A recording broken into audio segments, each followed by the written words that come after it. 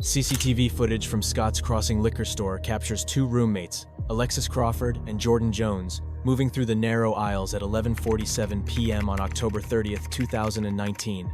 Alexis reaches for a bottle on the top shelf, while Jordyn stands behind her with a blank expression, arms crossed in the grainy frame. They haven't spoken in 3 days. At the counter, the clerk notices the tension between them and the exhaustion on Alexis's face. Then at 11:52 p.m., the camera records them heading out the exit, back toward their room, unaware that in less than 3 hours, one of them will be dead. 4 days earlier, on October 27th, Alexis had walked into Grady Memorial Hospital with a rape kit request and a story she could barely speak aloud. She told the nurse practitioner she'd been drinking with her roommate Jordyn and Jordyn's boyfriend Barron Brantley in their shared off-campus apartment. She remembered Brantley rubbing her shoulder, his hands moving to her neck, his lips against her skin. She remembered saying no. She remembered the bathroom floor, cold against her cheek. She didn't remember how she got there. "I woke up and my underwear was cut," she told the examining physician, her voice barely above a whisper. "I don't know what he did to me." The evidence collection took hours. Photographs of bruising on her inner thighs, swabs that would later test positive for Barron Brantley's DNA, a pair of torn panties sealed in a paper bag. When it was over, Alexis filed an official police report with the Atlanta Police Department, naming Brantley as the suspect and listing Jordyn Jones, her roommate, her best friend since freshman year, as a witness to the events leading up to that night. The report triggered a cascade of silence. Alexis moved her things out of her bedroom and onto the living room couch, unable to sleep in a space that felt contaminated. Jordyn stopped speaking to her entirely. When they passed each other in the narrow hallway of their McDaniel Street apartment, Jordyn's eyes would slide past Alexis like she was a stranger. But beneath that cold exterior, something else was happening, something Alexis didn't know about. In the 48 hours after the police report was filed, Barron Brantley moved into Jordyn's bedroom. He was supposed to be banned from the apartment, per the ongoing investigation, but Jordyn smuggled him in after dark and kept him hidden there while Alexis slept 15 feet away on the couch. She brought him food. She let him use her bathroom. She became his accomplice in hiding while the woman he'd assaulted tried to heal in the next room. On the afternoon of October 30th, Alexis FaceTimed her mother and younger sister. She sat cross-legged on the couch, her braids pulled back, talking about Thanksgiving plans and an upcoming project for her mass media arts class. Her mother would later tell investigators that Alexis seemed tired but in good spirits. She laughed, she made jokes, she gave no indication that anything was wrong beyond the exhaustion that came with being a senior in the final stretch of the semester.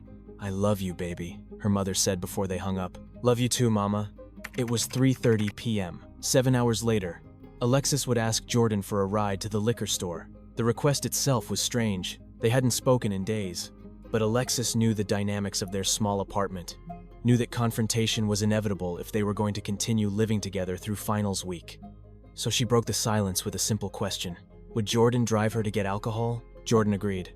Just a silent car ride to Scott's Crossing and back, the two of them moving through the motions of friendship while the weight of betrayal sat between them like a third passenger. They returned to the apartment at 12:14 a.m. on October 31st. The building's exterior camera caught them walking up the stairs together, Alexis carrying the plastic bag with the vodka bottle, Jordyn 2 steps ahead with her keys already out. The door closed behind them at 12:16 a.m. Somewhere in the next 3 hours, Alexis Crawford discovered that Barron Brantley was living in Jordyn's bedroom. Whether she confronted them directly or stumbled upon evidence of his presence, the timeline suggests a physical fight broke out around 2:45 a.m. Neighbors in the adjacent unit would later report hearing raised voices, thuds against the shared wall, and then suddenly silence. What happened in that apartment in the early morning darkness of October 31st would only be revealed through forensic evidence and the eventual confession of the two people who killed her. But investigators would piece together a sequence of events that began with betrayal and ended with suffocation. Alexis confronted Jordyn. The argument escalated. At some point, Barron Brantley emerged from the bedroom and joined the confrontation. According to his later statement to detectives, Alexis lunged at Jordyn and he stepped between them to protect his girlfriend. His hands went to her throat. She tried to scream, tried to fight back, but Brantley was 6 feet tall and outweighed her by 70 pounds. He squeezed. She gasped. Her eyes went wide with terror as the realization hit. This was how she was going to die. Detective Michael Young would later testify that Brantley described the sound Alexis made as agony, the desperate, choking rasp of someone fighting for air that wouldn't come. but it was Jordyn Jones who delivered the final act. While Brantley held Alexis down, while her former best friend's life drained away beneath his hands, Jordyn retrieved a black plastic trash bag from the kitchen. She pulled it over Alexis's head. She held it there until the struggling stopped. The apartment went silent. For several minutes, neither of them moved. Alexis's body lay on the living room floor between the couch where she'd been sleeping and the door she'd never walk through again. Then Jordyn spoke first. "We have to get rid of her." They moved with the methodical efficiency of people who'd already made the decision to cover up what they'd done. Jordyn retrieved a large Rubbermaid storage bin from the hall closet, while Brantley stripped the sheets from Alexis's makeshift bed on the couch. They cleaned. They wiped down surfaces. They stuffed Alexis's body into the plastic container, folding her limbs to make her fit, and sealed the lid. At 4:47 a.m., building security footage captured Brantley carrying a large plastic bin down the apartment stairs and loading it into the trunk of Jordyn's sedan. Jordyn followed behind him, carrying cleaning supplies and a black trash bag.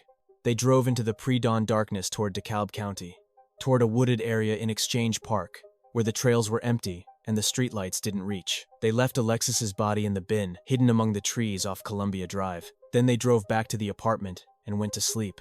When the sun rose on October 31st, Jordyn began the performance that would last 8 days. She texted Alexis's phone, knowing full well she'd turned it off herself, and hidden it in a drawer, asking where she was. She called Alexis's mother with concern in her voice, wondering if she'd heard from her daughter. She posted on social media about her missing roommate. She spoke to reporters with tears streaming down her face, begging for Alexis to come home. On November 1st, Alexis's family filed an official missing person report with the Atlanta Police Department. The investigating officer noted that Alexis had last been seen at her apartment on October 30th, and had missed both class and her part-time job on October 31st, without explanation. Her phone was going straight to voicemail. Her debit card showed no activity. Every hour that passed made the outcome more grim. The investigation accelerated rapidly.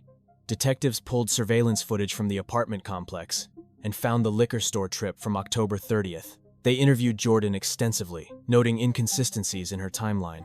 They brought in Barron Brantley for questioning, and he initially denied seeing Alexis after October 27th.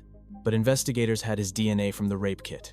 They had his prior arrests for theft, battery, and cruelty to children. And they had something else, text messages between Brantley and Jordyn from the week Alexis was missing. "Just stick with your answer as before," Brantley had written to Jordyn on November 3rd. "Don't look nervous or scared, and act as if you're truly innocent, and you'll be okay." On November 8th, Detective Young sat down across from Jordyn Jones in an interrogation room at Atlanta Police Headquarters. He laid out the evidence methodically. The surveillance footage showing her and Brantley moving the storage bin, the cell phone data placing her at Exchange Park at 5:12 a.m. on October 31st, the cleaning supply receipts from November 1st, and finally, the rape kit results that proved Brantley had assaulted Alexis 3 days before she disappeared. "We know what happened," Young said quietly. "We know Barron was staying in your apartment. We know you fought with Alexis when she found out. We know she's dead."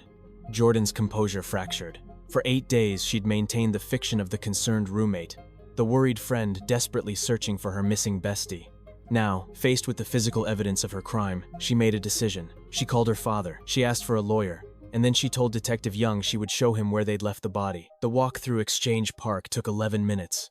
Jordyn led a procession of detectives and crime scene technicians down a narrow trail into the woods, her father walking beside her in stunned silence. When they reached the clearing, she pointed to a cluster of trees near the edge of the path. There, the Rubbermaid bin sat exactly where they'd left it 8 days earlier, partially obscured by fallen leaves and undergrowth. Crime scene technicians photographed it from every angle before carefully removing the lid. Inside, Alexis Crawford's body was folded in the fetal position, the black plastic bag still wrapped around her head. The medical examiner would later determine that she died from asphyxiation, first from manual strangulation, then from suffocation via the plastic bag. Her death had been neither quick nor painless. The arrests came swiftly. Barron Brantley was taken into custody at his mother's house later that afternoon and charged with malice murder, aggravated assault, false imprisonment, and concealing a death. Jordyn Jones was arrested simultaneously and charged with the same offenses. Both were held without bond at the Fulton County Jail. In the hours after their arrests, detectives continued building their case. They interviewed Alexis's family, who described Jordyn as practically a member of their household. She'd spent Easter and Thanksgiving with them. She'd attended Crawford family birthday parties. She'd been welcomed as a daughter, a sister, a beloved friend. Now she was the person who'd helped kill Alexis and dumped her body in the woods like garbage. The interrogation of Baron Brantley revealed the depths of his depravity. When asked why he choked Alexis, he claimed self-defense, said she'd attacked Jordyn first, said he was just trying to break up the fight. But Detective Young pressed him on the timeline, on the fact that Alexis had been sleeping on the couch for 3 days specifically to avoid him after the assault. She was struggling to breathe, Young said, reading from Brantley's own statement. You could hear the agony in the sounds she was making, and you kept squeezing. Brantley's lawyer objected, but the damage was done. The confession was on record. The jury would hear it. Jordyn's interrogation was different. She maintained that Brantley had initiated the violence, that she'd only helped with the cover-up out of fear and misguided loyalty. But the forensic evidence told another story. Her DNA was on the plastic bag, her hands had held it in place, and in the days after the murder, she'd actively worked to mislead investigators, while Alexis's family organized search parties and held prayer vigils. The trial began in August 2024, nearly 5 years after Alexis's death. Prosecutors presented a devastating timeline supported by surveillance footage, cell phone data, and forensic evidence. They showed the jury the footage from Scott's Crossing liquor store, the last documented moments of Alexis alive, standing next to the woman who would help kill her hours later. They presented the rape kit results, proving that Brantley had assaulted Alexis, and providing clear motive for wanting her silenced before the criminal investigation progressed. The prosecution called the Grady Hospital nurse practitioner who'd performed the rape examination. She testified about Alexis's demeanor during the evidence collection. Frightened, traumatized, but determined to see justice done. She described the torn underwear, the bruising, the clinical evidence of sexual assault. When shown a photograph of Alexis taken that day, several jurors wiped tears from their eyes. Detective Young took the stand for 2 full days, walking the jury through the investigation step by step. He explained how the surveillance footage from the apartment complex had been the first major break, showing Brantley carrying the storage bin in the early morning hours of October 31st. He detailed the text messages between Brantley and Jordyn, the coaching, the coordinated deception, and he described the moment Jordyn led them to the body. The relief of finding Alexis mixed with the horror of how she'd been discarded. She was in the fetal position, Young testified. The plastic bag was still around her head. She'd been there for 8 days, while her family searched for her, while her roommate pretended to be worried, while these 2 defendants tried to cover up what they'd done. The defense attempted to argue that Alexis had initiated the physical confrontation, that Brantley had acted in defense of Jordyn, but the forensic pathologist destroyed that narrative on cross-examination. Manual strangulation, she explained, takes sustained pressure for several minutes. It's not a reflexive act of self-defense. It's a deliberate choice to kill. The victim would have been conscious for at least 45 seconds, the pathologist testified.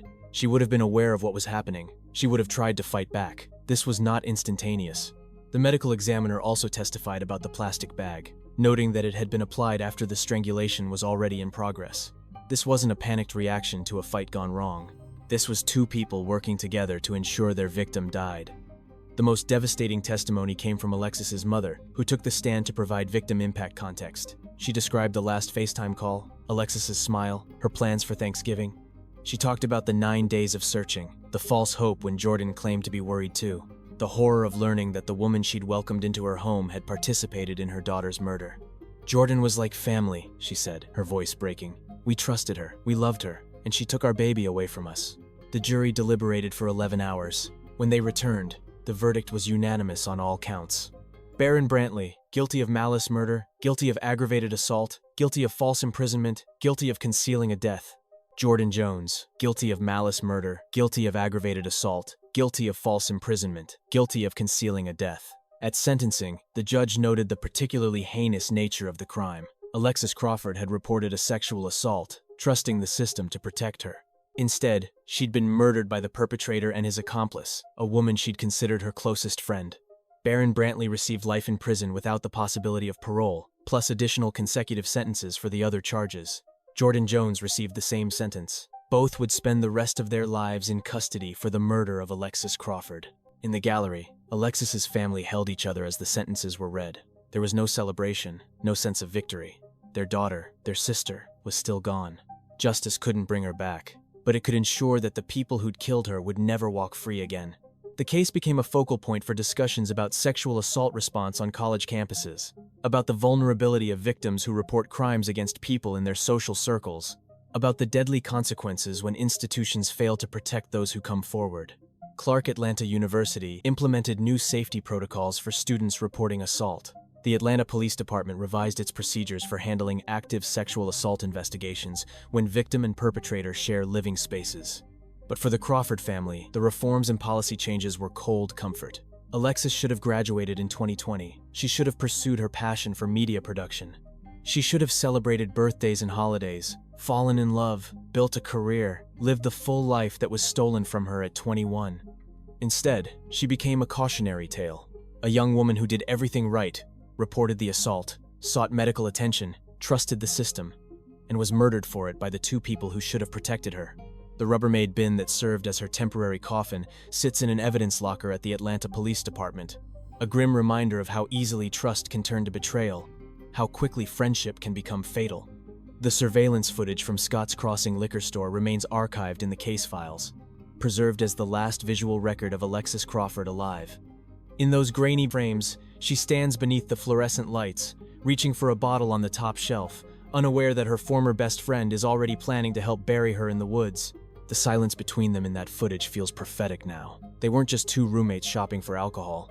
They were victim and killer, trapped in the final hours before everything shattered. Within 3 hours of returning to their apartment, Alexis would be dead. Within 8 days, her body would be found. And within 5 years, both of her killers would be sentenced to die in prison for taking her life.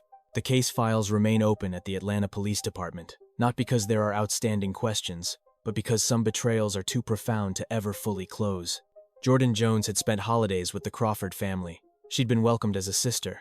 And when Alexis needed her most, when the man Jordyn loved had assaulted her, when the choice came down to standing with her friend or protecting her abuser, Jordyn chose violence. She chose cover-up. She chose murder. In victim impact statements read at sentencing, Alexis's siblings described their sister as vibrant, ambitious, full of life, and plans for the future. They remembered her laugh, her dedication to her studies, her dreams of working in media production. They remembered the way she loved fiercely and trusted completely. It was that trust, that openness to friendship, that ultimately got her killed. The Clark Atlanta University community held a memorial service for Alexis in December 2019, filling the campus chapel with flowers, photographs, and memories of a young woman whose life was cut short just months before graduation. Her professors spoke about her talent and dedication. Her classmates shared stories of late-night study sessions and shared dreams. And through it all, the absence was palpable not just of Alexis herself, but of the betrayer who'd stood among them for years, pretending to grieve while knowing exactly where the body was buried. Today, Alexis Crawford's name lives on in advocacy work and campus safety initiatives. Her family has channeled their grief into pushing for stronger protections for sexual assault survivors and better coordination between law enforcement and university administration when crimes occur in student housing. They can't bring Alexis back, but they can ensure that her death catalyzes change, that other families might be spared the agony they've endured. In the woods of Exchange Park, a small memorial marks the spot where Alexis's body was found. Visitors leave flowers, candles, photographs. The trail where Jordyn Jones led detectives to the hidden bin has become an unlikely pilgrimage site for those who followed the case, those who saw themselves or their daughters or their friends in Alexis's story. The woods are quiet there, peaceful, far removed from the violence that brought Alexis to that spot 8 days after her murder. She was 21 years old. She was a senior at Clark Atlanta University studying mass media arts. She reported a sexual assault and sought justice through the proper channels. She trusted her best friend. She deserved better than suffocation in her own living room and abandonment in a plastic bin among the trees. Instead, she got Jordyn Jones and Barron Brantley. She got betrayal and murder. She got 8 days in the woods while her family searched. And finally, she got justice cold, incomplete, but justice nonetheless. Share your thoughts in the comments and subscribe for more case studies like this one.